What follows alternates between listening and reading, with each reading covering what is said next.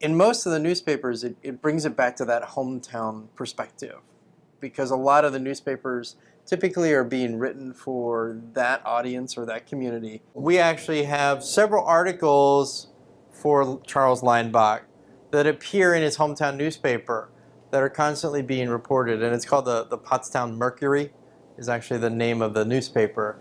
And so we're going to look at an article that's published right towards kind of the end when we're trying to figure out what happened to Mr. Leinbach after he was captured in the Philippine Islands.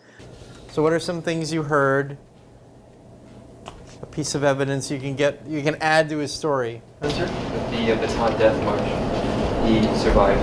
Right. So he's a survivor of the Bataan Death March, which we know was very limited in the number of survivors that actually were able to make that entire forced march. He ultimately died on Taiwan. Right. We know exactly kind of where he's was buried, right, on the island of Taiwan. He was a lieutenant. Right. Now you know his rank. At the time of his death, he had achieved lieutenant colonel. He was attached to the 57th Infantry Combat Team. Right. So now you know who he was with, the 57th Infantry Combat Team, and this is the Battle of the Philippines. Two sisters that stayed in Pottstown. Good. You get a lot about his family members, right? And also, usually it's reporting information for the family itself, so it kind of, there's an insular quality to it. What about the travels of the family? They give you some great detail if you start to put it in context with history.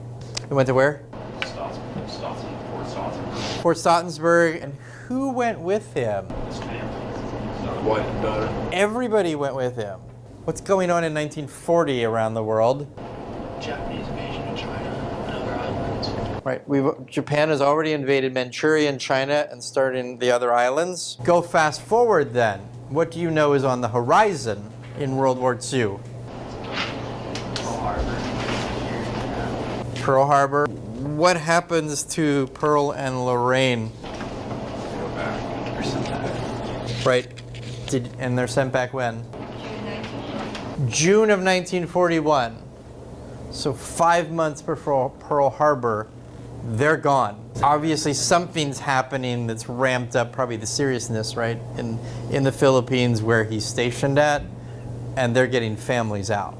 Because it's usually based off of a lot of interviews, maybe that the letters the families are getting, you start to make connections to other documents that you might be able to dig into. And occasionally you'll hit one, like the students we're working with today in my class, that contains just a wealth of information, a lot of different jumping off points. When was Pearl and Lorraine notified of his death? She gets notification in 1945. She did know that he was a prisoner of war because there are other newspaper accounts from the same newspaper, the Pottstown Mercury. They seem to be following him, probably because of his rank, right, lieutenant colonel.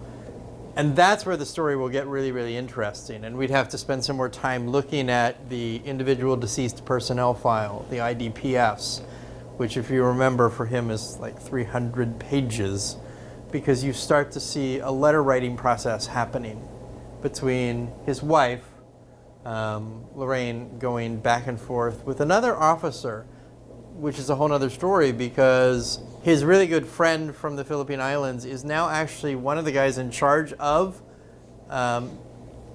notifying families about the choice of bringing bodies back to the United States or keeping them overseas. And she finds this out and she begins this massive letter writing campaign back and forth. They start to see the context of things in terms of history and how some things don't connect and others do. And that's kind of the neat process to see them work through and find out on their own.